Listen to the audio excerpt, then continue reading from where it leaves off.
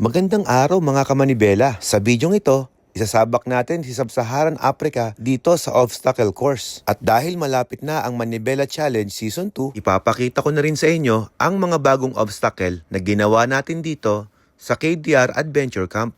Ngayong Season 2, meron tayong 5 bagong obstacle ang nadagdag. At syempre, meron ding mga nag-level up na mga obstacle. Mapapanood nyo ang buong detalye sa channel ng Manibela. Ang tanong, kakasaka ba sa Manibela Challenge Season 2? Subukan nga natin kung gaano ka kabilis at kung gaano ka precise ang inyong pagra-ride. At nakapili ka na rin ba ng charity na gusto mong tulungan? Speed, precision, and charity. Dito sa challenge na ito, hindi lamang ang galing mo sa pagmumotor ang masusubukan natin.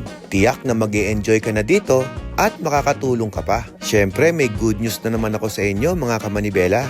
Dahil ngayong Season 2, meron tayong 7 different categories. Kung wala kang big bike, pwede ka pa rin makasali dito. Dahil ngayong Season 2 ay pwede nang sumali ang mga motocross bike at ang mga enduro na 400cc pataas. Isa-isahin natin ang mga kategory. Ito ang unang kategory. 400cc dirt bikes, motocross at enduro ay pwede nang sumali. Ang pangalawang kategory ay 400cc street legal bikes.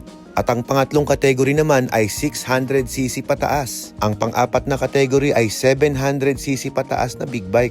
Ang pang-limang kategory ay 900cc pataas na big bike. At ang pang-anim na kategory naman ay 1000cc pataas na big bike. At syempre, meron din tayong female category. At hindi dyan nagtatapos ang lahat mga kamanibela. Dahil may good news na naman ako sa inyo. Bawat kategory, pwede kang manalo ng 60,000 pesos. Yes, tama po ang narinig nyo.